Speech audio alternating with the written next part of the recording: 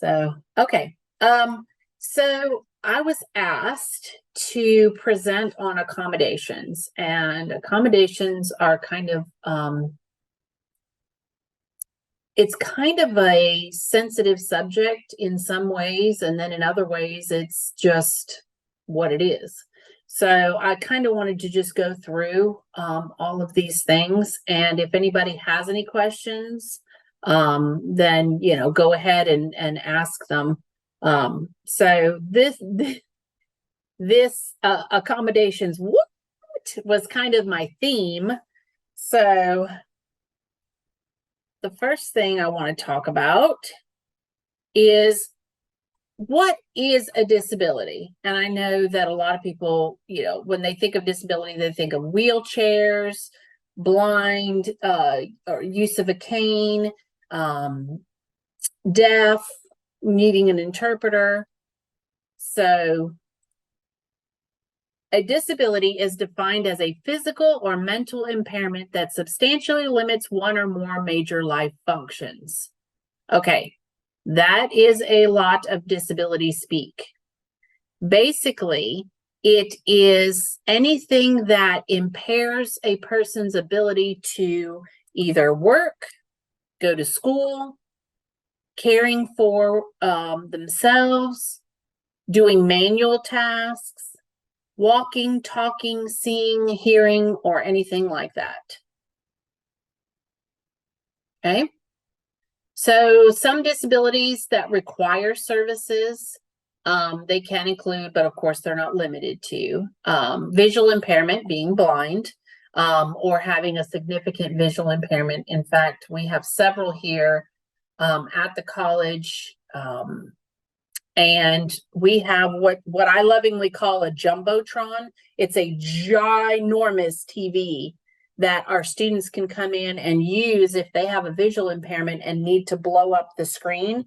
So I've seen the letters like this big. So it's, we've got some students who they just need enlargement. That's all they really need. And so they'll come and use our jumbotron. Or they'll use some of the other equipment that we've got here in the office. And anybody is welcome to come by and see the toys that we have. We would be more than happy to show you what we offer for students. Deaf or hard of hearing, and I don't know if any of you have had a person in your class who is either deaf or hard of hearing. Deaf, meaning they have such a significant hearing loss that communication is difficult. So they either require, excuse me, either a sign language interpreter or a acute speech transliterator, or they require some sort of captioning. Mobility impairments, that can include people who are in wheelchairs, people who are either on crutches or have walkers, those with learning disabilities, also chronic health impairments. This could be diabetes, this could be epilepsy or seizure disorder, psychological disorders. That could be PTSD, that could be bipolar disorder. It could be any of those psychological disorders that make it difficult for individuals to get or retain a job, or not able to attend classes on the regular basis. Then there are also the temporary impairments, and that can include an injury. So let's say one of the students is in a car accident and they injure their dominant hand and they cannot type or write. We have software here. Actually, most of you have this software. You just may not know about it, where you can do speech to text. You can talk to your computer and your computer will type for you, or you can do text to speech, the opposite way. So, and Windows has it in all of their office software. Apple's had it for a while, and now we've got PDFs that we'll read. So there's all kinds of technology out there that can help students. Also high risk pregnancy. A lot of people don't realize that when a student has a high risk pregnancy and requires accommodations due to that, we do provide that. Jana, Arthur Cartwright asked, do we have tools for recording text to speech? Can you clarify what that means by recording text to speech? Yeah, I've seen the tools that can essentially, in the document, do the text to speech, but is there a way to do text to speech to a recording that the student can then just listen to, as opposed to using it in Word per se? Well, okay, so any student at any time can record lectures. We ask that students provide themselves an external MP3 recorder, and they can record that so they can re-listen to it. But also they can connect that to their computers, so later they can just connect that to their computer and do the speech to text. So either way, but yes, they can. And a lot of people don't realize this, but in the state of South Carolina, as long as I am at least one person in the conversation, I can record anything at any time. Does that answer your question? I'm thinking about their the readings they have to do before the lecture. Okay. Is there a way to do a text to speech and then record that like an audio file that they can just listen to? Right. They can do that through their MP3 recorders as well. So they can play it, and then they can just set the MP3 recorder onto, in front of their computers to record that. Okay. So if they wanted to listen to it later. Yeah. All righty. So what does accessibility mean? So accessibility is the practice of making information, activities, and/or environments sensible, meaningful, and useful for as many people as possible. So what does that mean? Okay. So this means that a person with a disability is afforded the opportunity to acquire the same information, engage in the same interactions, and enjoy the same services as a person without a disability in an equally effective and equally integrated manner with substantially equivalent ease of use. Okay, so it's like movie theaters providing the closed captioning for people who are deaf. And a lot more movie theaters are actually doing that. It's really actually quite cool. So they don't have to wait until it comes out on DVD or Blu-ray or whatever streaming service you have. They can actually go to a movie theater and enjoy the movie theater just like everybody else. There's a lot of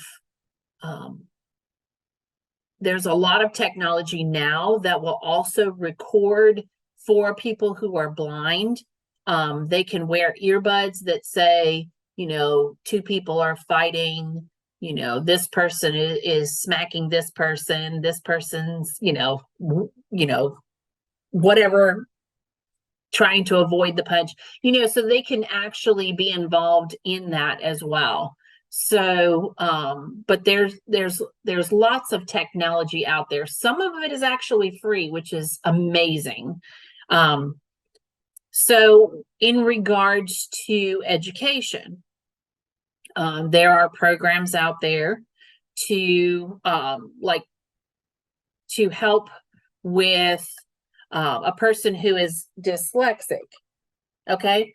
Oh, why is this advancing? It's being weird. Okay, hold on, go back. Go back. There it is. So a person who is dyslexic, there is actually a dyslexic font out there, and it's really, really cool. And it really does help to separate out. It gives the spacing and gives it odd shapes so that a student who is dyslexic, I always switch my B's and my D's. Sometimes I'll end up switching a B and a P, or my eyes just completely skip over things and I don't even see them at all. So the dyslexic font has helped me in many ways as well. But like I said, there's lots of technology out there. If anybody has any questions about certain technology or certain things that are offered for a particular student with a particular disability, you know, we would be more than happy to research that and find, you know, information or even find the technology.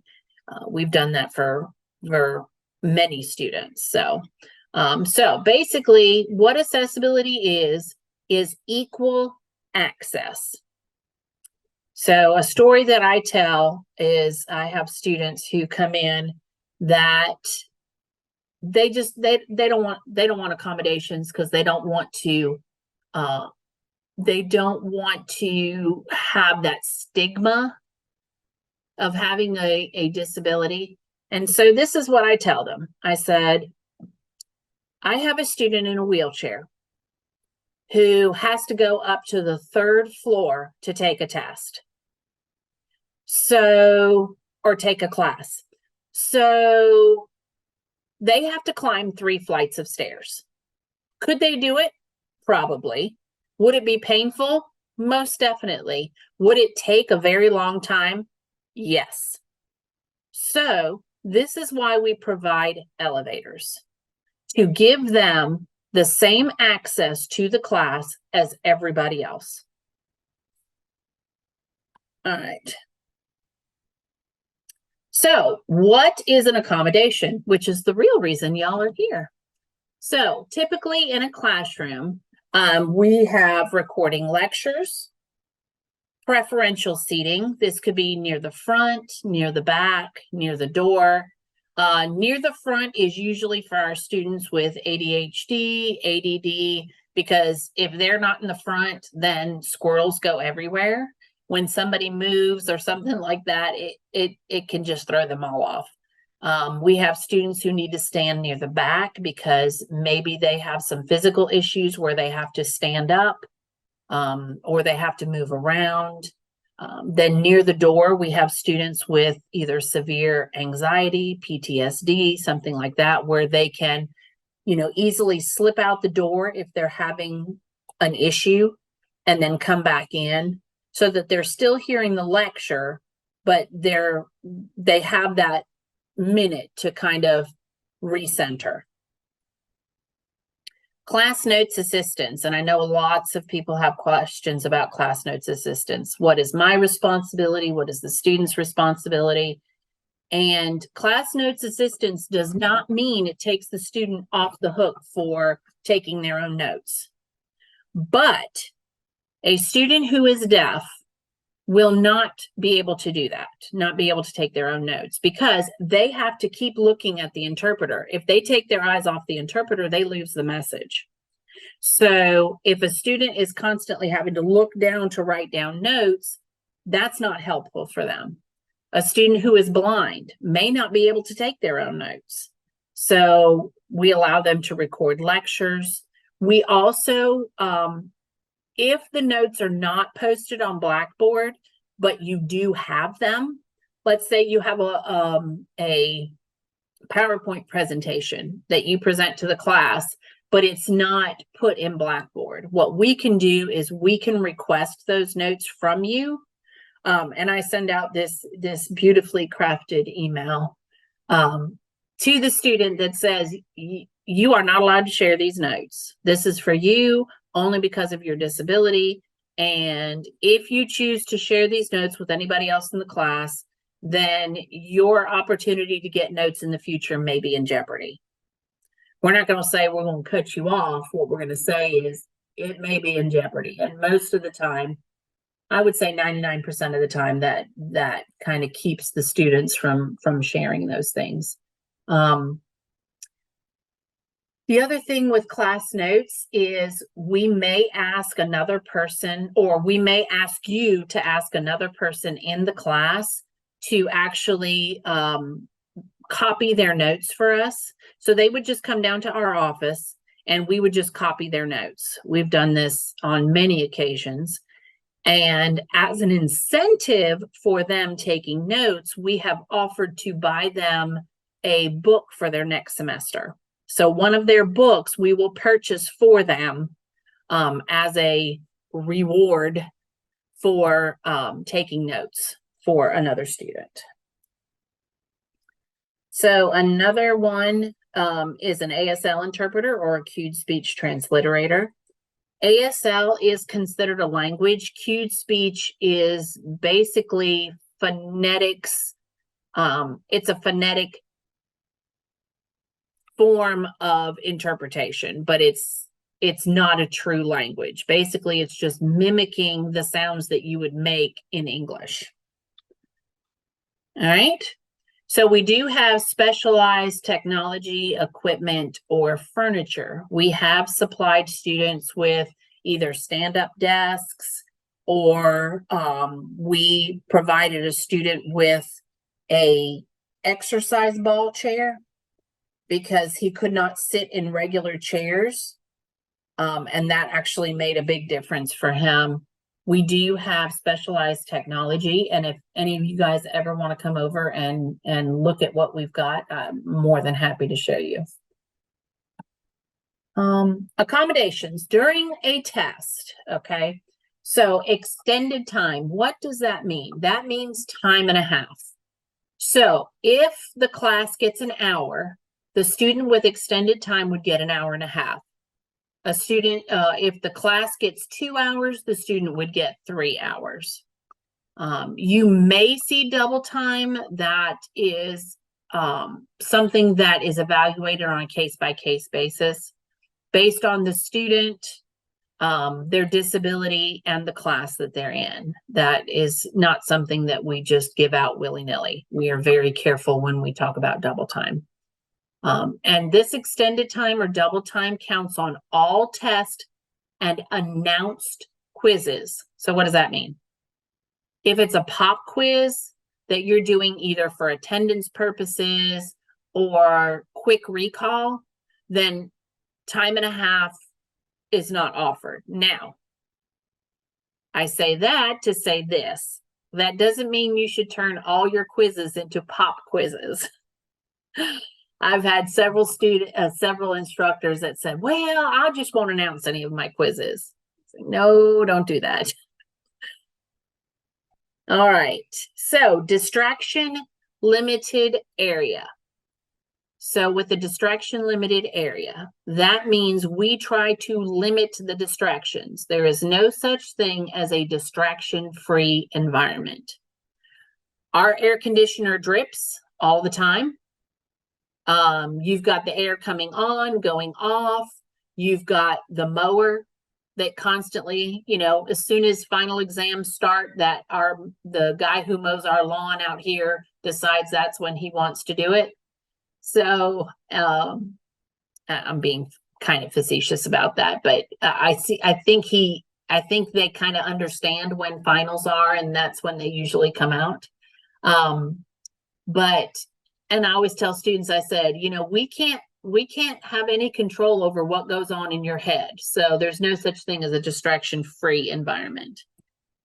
All right. Having an interpreter or transliterator. I'm going to explain this a little bit more because I think sometimes if you see this, well, why do they need an interpreter on a reading test or an English test, or because that's what we're testing. ASL and English are not the same. In fact, that's like saying French and German. Why do they need, why do they need an interpreter if they're French speaking and they're taking a test in German?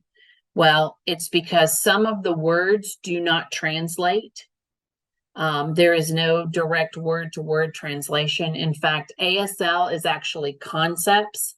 So if you use words like discombobulate, which I love that word, but if you use that word, they've never heard that word before, and it just means messed up. So that's the things that we would do. We would just say that word means messed up. So then they would be able to understand exactly what the question is asking. So basically it's just question clarification. All right. Large print test. A lot of times, especially now, we don't necessarily have to do the large print test. What we do is we put them on the computer and let the computer enlarge it. It tends to cut down on our print budget because, as everybody knows, budgets are very slim. So we try not to print if we don't absolutely have to. So what we ask instructors to do is if a student needs large print for their tests, if they would just send it to us in electronic format, we'll plug them into a computer and allow them to take it that way. All right, test in audio electronic format. All right, so we have a program called Kurzweil. That is a text-to-speech program. So when students are taking tests in lockdown browser, the instructor needs to enable Kurzweil to work. And if anybody has a question on how to do that, what they're supposed to do, Daniel Andros actually figured out how to do it and sent us the information on how instructors can do it from their side. And then I was able to figure out how to open it up on the student side. We also have what's called Read Aloud in the, like I said, the Microsoft Office. So you can allow Microsoft Word to read to you. Plus you can also turn around and do the speech to text as well through Microsoft Office. It used to only be through Google Docs, but actually Office has picked that up as well. And then Edge actually has a reader installed in it as well. And if you look in the address bar, when you pull up Microsoft Edge, there's an A that looks like it's yelling. So it's the letter A and it's got two little, I don't know, brackets next to it. To me, it looks like the A is yelling at me. So if you click that open, it opens up the Read Aloud in Edge. Use of the computer for handwritten tests. And I actually had an instructor call me and say that his student's handwriting was totally illegible.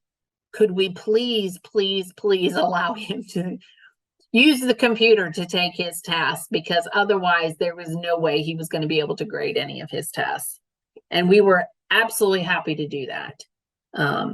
We've also had students, like I said, with temporary disabilities where their dominant hand is injured or something has happened that they cannot physically write. Okay, so accommodations that are not appropriate. Extended time on assignments. Okay, now, there is a caveat to this. If a student has an exacerbation of their disability, let's say they have bipolar and they have a manic episode, they are hospitalized. What we can do, we ask the students to let their instructor know, but CC us so that we can then say, yes, you know, their condition, basically we send you an email that basically backs up what they're saying. Yes, you know, their condition was exacerbated and they had to be hospitalized, and then they can just provide you with the hospital letter stating that they were hospitalized from this date to this date. We had a student who her condition of diabetes was under control for a while, and then all of a sudden she got really, really sick and her diabetes was out of control and she was constantly passing out. And so she was not able to attend classes. She was not able to do her homework. So we were able to work it out with the instructor on how she would be able to make up those assignments. And I know that some departments have a no makeup policy that, you know, what they can do is, you know, especially for tests and things like that, what they'll do is they'll just exchange that test for the final or whatever. But we have been able to work it out with instructors that they were able to make up those assignments. But that is a case-by-case basis only. That is not carte blanche. Like, yeah, except under extenuating circumstances. And that is worked out with the instructor, not with our office. So, and I've already explained how it works. So there is no such thing as retroactive accommodations. So let's say that a student neglects to come to our office and do an intake and get their accommodations started. It's the middle of the semester. They're not doing well. They now need their accommodations. So that doesn't mean that anything up till this time, they get to then go back and redo or get extended time on anything. That means from that moment on, they'll get their accommodations. So there is no retroactive accommodations. Untimed tests. No. We see this a lot on accommodations that come on the IEPs from high school, that there are no time limits on tests.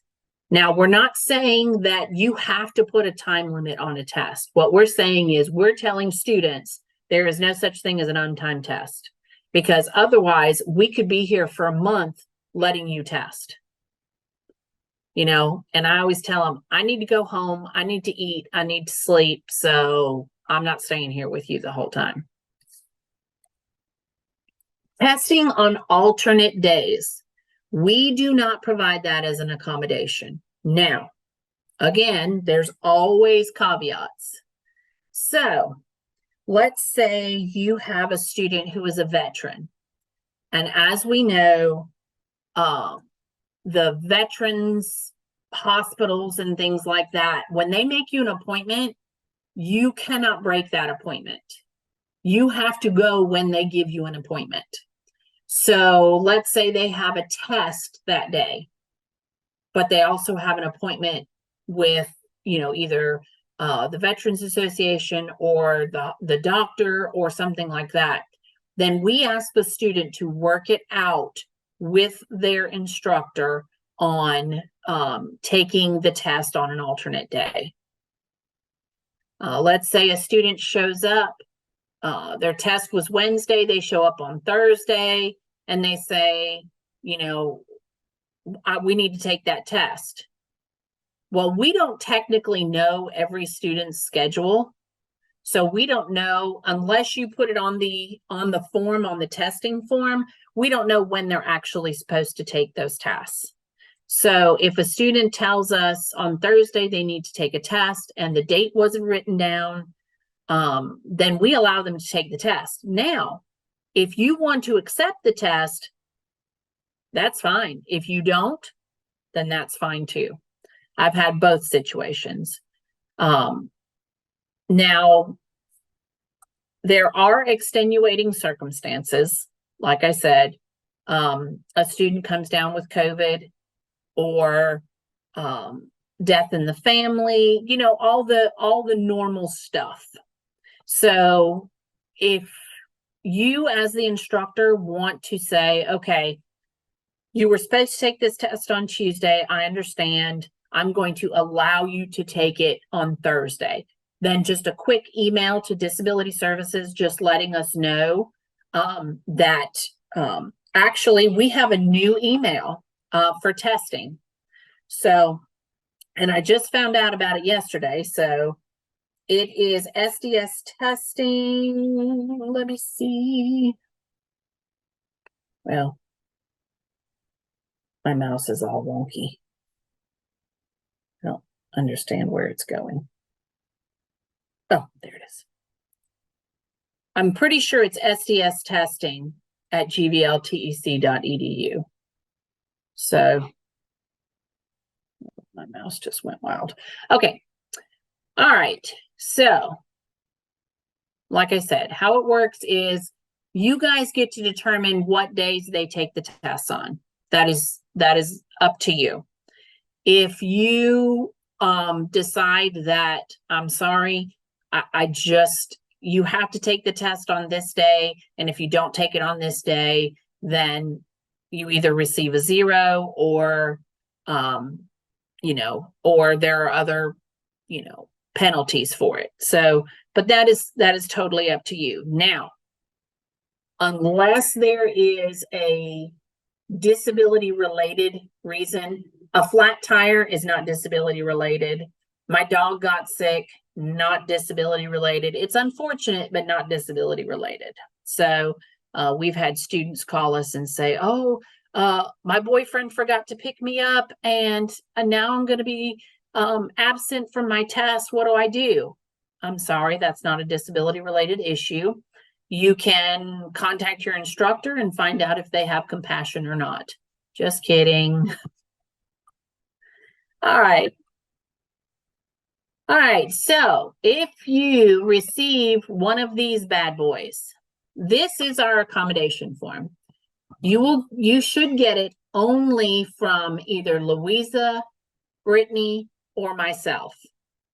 So Louisa Wickline is our testing coordinator. She coordinates tests on all of our campuses. She is the one that normally sends out the accommodation form. And as you can see can you guys see that form really well? Okay, good. So as you can see, the courses are listed. The semester, the student name, student ID, and the accommodations that the student would receive. That student is me. So use of a large screen. And I know we put these down only for accommodation purposes because we need to list everything, but not everything on here is your responsibility. And we'll talk about that too. Like furniture accessibility, that would not be you. E-text, that would not be you. Assisted listening devices, not you. May need to step out of class or sit near the door. Extended time on testing, yeah, that is definitely you guys. All right. If a student indicates an accommodation that is not on this form, please reach out to SDS. Or if you get a form that they have printed off and it looks different than the one Louisa sent you, please, please, please, please, please let us know. All right, service animals.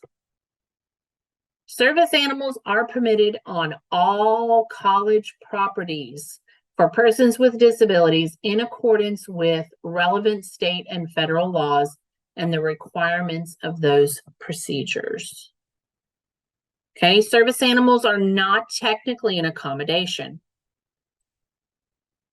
A student who has a service animal, they are encouraged to meet with the Director of Student Disability Services, but they are not required to.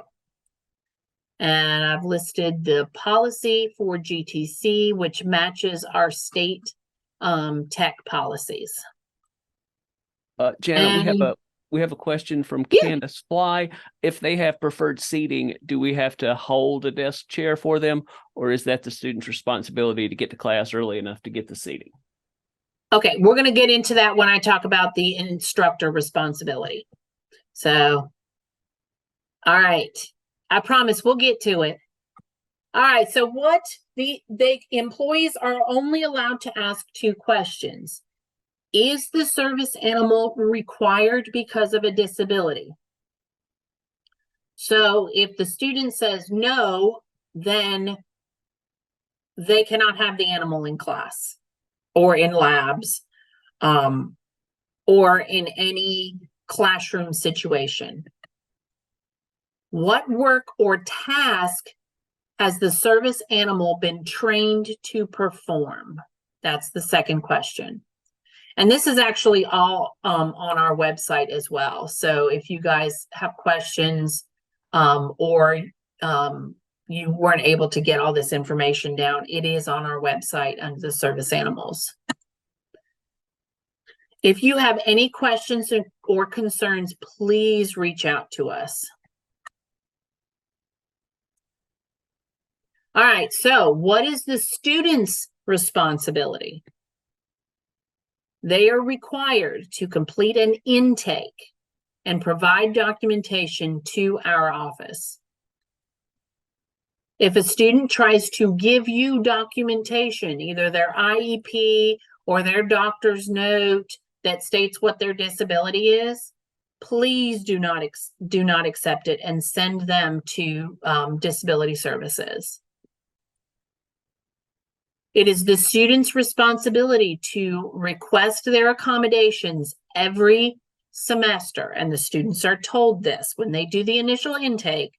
We tell them that the intake process is over, but accommodations are requested every single semester. Then, once they request their accommodations, Brittany Presley will send out an email regarding our procedures for receiving services, which also includes, you got to ask for them every semester. And it also includes the procedures for taking tests in our office. Students are told they are to inform SDS of testing if it's either on the computer, on a Friday, or outside of our normal business hours. If it's a 7:30 a.m. test, which we had one this morning, or if it's after 4 p.m. We do not give out tests after 4 p.m. if you have not requested for late testing. Because with late testing, Louisa and I have to adjust our schedules so that we can accommodate students. Students are required to inform SDS if the accommodations are not being met. Let's say they get into their test and they realize that they did not get their time accommodation. They need to let us know right away so we can contact the instructor and say, it appears as if the time extension has not been set up. Jana, Liz has a question. Yeah. Is there a minimum training requirement for service animals? No, there actually isn't. That is a federal thing, unfortunately. The people making these decisions, the feds making these decisions, don't actually work with people. So, we can't even ask if the animal has had training. We can't ask for certification of training. And some dogs don't actually get formal training. They are trained by their handlers to perform certain tasks. And there are some dogs that are just naturally attuned to alerting. In fact, my dog has never, well, my dog has never been trained to do anything.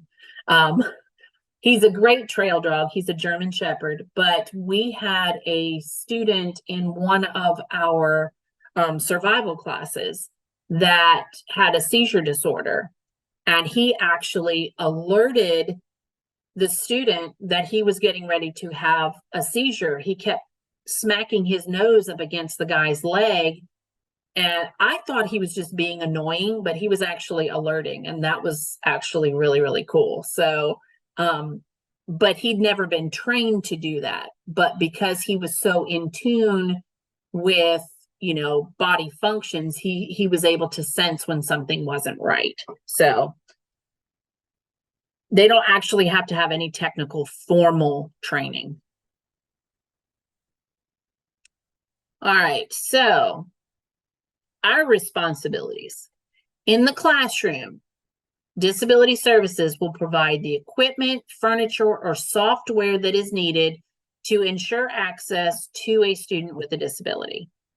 We can provide the personnel like the interpreter, transliterator, or facilitator to ensure equal access to the student. We provide the accommodation form to the instructors after the student has completed the process. So if a student says, well, I went to disability services, they're supposed to be sending the accommodation form, and you guys have not received it, you can ask the student, did you receive an email from disability services? Did you respond to the email? Because Brittany has about 10 or 15 files where the students requested accommodations but never replied to her email. And we have to have that reply in order for us to be able to send the accommodation form, because we want the student to know exactly what's going to happen. The procedures for receiving accommodations and the procedures for testing, because we've had so many students who show up at 4:30, 5 o'clock wanting to take a test, and we're not able to provide that because they never requested late testing, so we don't have anybody to stay. So we are very adamant about students reading that so that they can't come back and then say, oh, well, I didn't know that. So, well, you sent us an email saying that you read the procedures and that you did understand it. So I'm sorry, but unfortunately, you're going to have to talk to your instructor about taking it on an alternate day, or you're going to have to take it in the classroom. Okay. For testing, we can provide the distraction-limited environment for a student with a disability. We have a testing office where we can actually provide that limited distraction. We can provide the equipment, furniture, or software needed for a student to have equal access. We can provide the test in an alternate format, either electronic, speech to text, or text to speech, large print. We also provide the interpreter or the transliterator for question clarification should a student who has a hearing disability need that. Okay, now drum roll, the instructor's responsibility. So in the classroom, ensure that the student with preferential seating accommodation is seated appropriately. You may need to ask a student to relocate. Now, if this is the beginning of class, first day of class, and you know how difficult it is, especially in the engineering building, to find what floor you're even supposed to be on for the 400 classroom. I'm just saying, it's very difficult over there. So if a student can't find the classroom and they're late, but they need seating at the front or near the door, and we notice that another student is sitting there, we can just go up and say, hey, listen, and I have a student who needs this desk. Can you please relocate?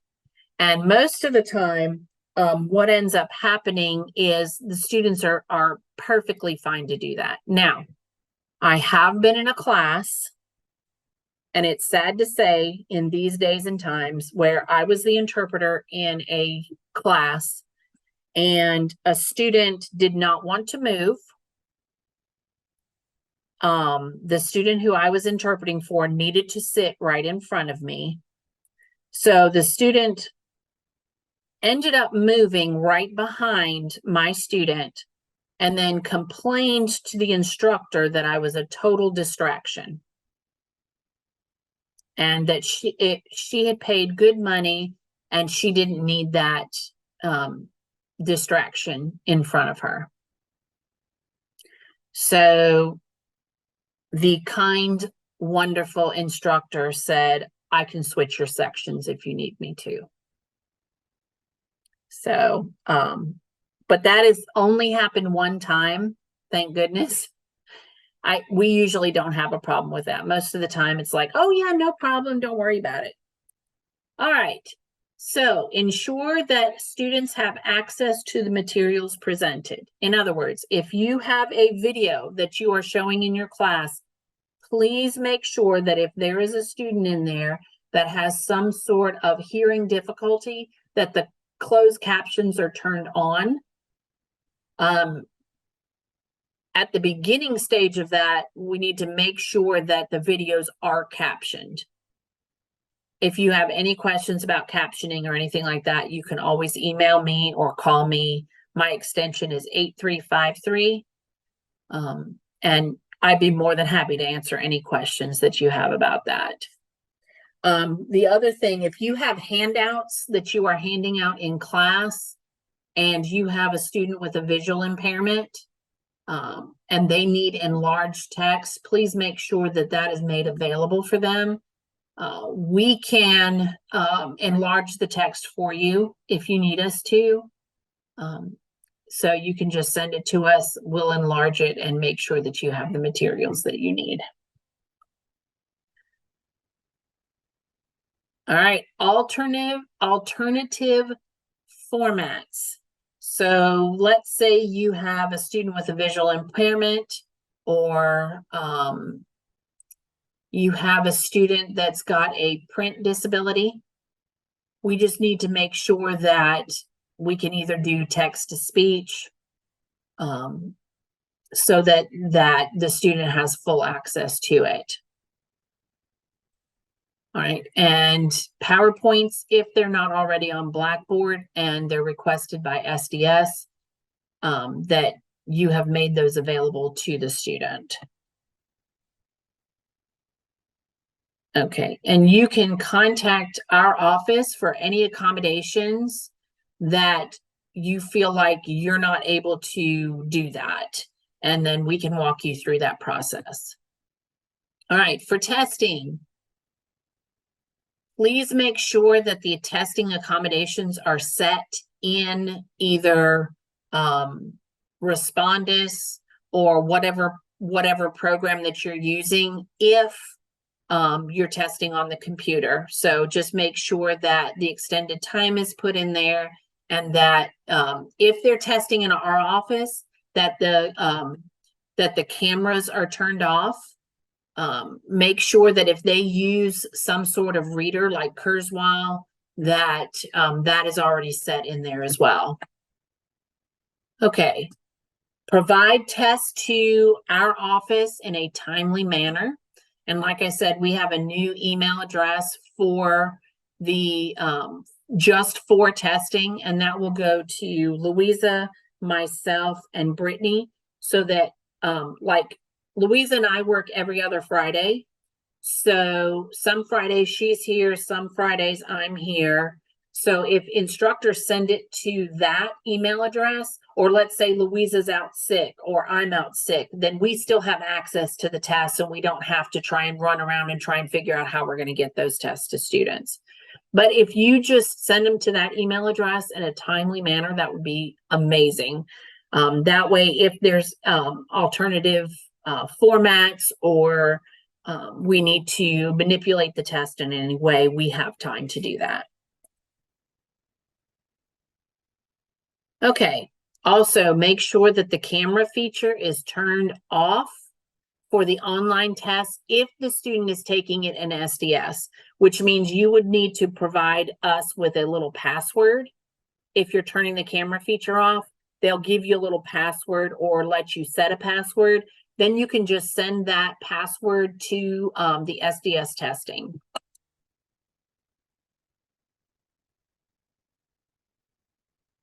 Okay, frequently asked questions. What if I'm unable to provide the accommodation listed on the student's accommodation plan? Good question. This is why we are here. We are here to assist you with either providing the accommodation, or we can provide the accommodation here. We have a testing lab for students who need extended time, a separate distraction limited area, needing a test proctor.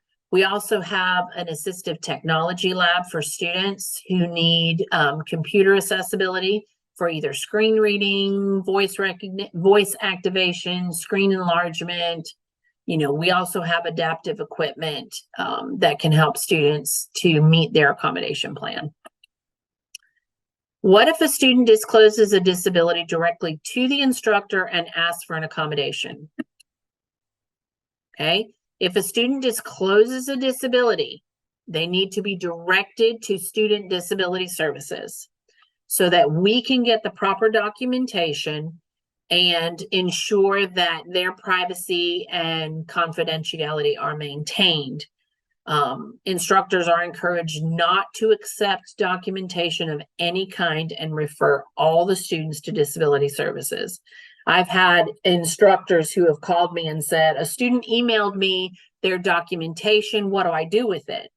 And I said, you need to reply to the student saying that all documentation must go through SDS and then delete it. And then delete it out of your trash. All righty. So how can I help a student with a disability receive accommodations in a timely manner? Okay. One thing that we ask faculty members to do is to post in their syllabus or announce on the first day of class that students who have a disability should call or visit our office if they need accommodations. All right, so they have to have a new accommodation form sent every semester. And sometimes having that reminder from the instructors, you know, if you've had an accommodation form in the past for your disability, please make sure that you are doing so within the first week of classes. So who should I call if a student needs to take an SDS? It is the student's responsibility to contact our office regarding taking tests in SDS. So it is not the instructor's responsibility. What we do is we tell students, you need to make an appointment if you have a test on the computer, or you're going to be early, or you're going to be late. So that we can put it on the computer and reserve either a computer or a space for them, or we can adjust our schedules to make sure that somebody is here at the time of their test. Okay. But it is also the student's responsibility to remind you to either send us the passwords or send us the test if it's paper pencil. If I have a student who needs to complete a makeup test, can they use SDS? So only students who have a documented disability and have completed the intake process can utilize the SDS testing center. All right. So if they don't have a disability, technically anybody that does not have a disability or is not working for our office or an instructor, they are not technically supposed to be in our office. We do have a computer lab, but that is exclusively for students who have a disability. Will Student Disability Services provide assistance to students who are not fluent in English? We get this question a lot. The definition of a disability is a physical or mental condition that substantially limits a major life function. So, although a student may not be fluent in English, that is a disadvantage, but it is not a disability. So they are encouraged to complete the ESL classes to make them more proficient in English. Remember that we are here for you as well as the students. So if you need us, please call us. All right. Any additional questions?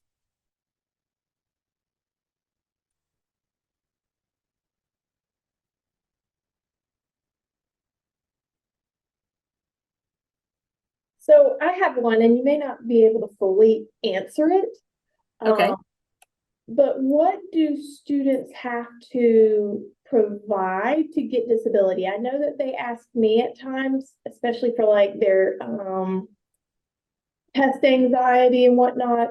But Okay. is there a general guideline? Because usually I'm saying, I don't know, you have to go see student disabilities. But if there's a general guideline, then they can potentially come prepared to you guys. Right. We do have it listed on the website, but test anxiety is not a disability. Generalized anxiety is, but test anxiety is not considered a disability because the powers that be say everybody hates tests and everybody gets anxious when they have to take a test. Good to know. Yeah, but the guidelines are on our website, but documentation is usually if they receive services in high school, we need the psychological evaluation, which is what they base the IEP off of.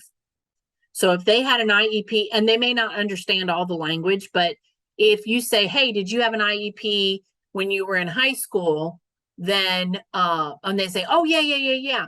Okay, well, you'll need to get the psychological evaluation. And bring it to Student Disability Services. The other thing is documentation from their doctor on letterhead, and it needs to state their full name, either their date of birth or their social security number. It needs to list the diagnosis, and depending on their major, like nursing, when they go to licensure, they ask us for the documentation that was provided to us. And if it is not extremely specific, all the things that I listed, the diagnosis code, the full name, the date of birth, the functional limitations, all that stuff. If that is not listed, their licensure will not accept it. And then we've just set the student up for failure. Yeah. So, but everything is listed on the website too. So if anybody ever has any questions, you can say, and that's perfectly fine to say, hey, listen, you really do need to go see disability services so that they can tell you specifically what you need. Because if they're just getting an Associate of Art degree, it doesn't have to be as specific. We can accept that. But our website lists everything we accept. Okay, thank you.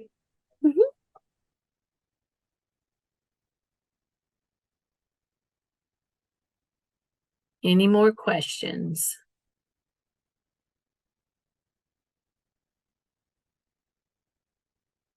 That went a lot faster than I thought it would.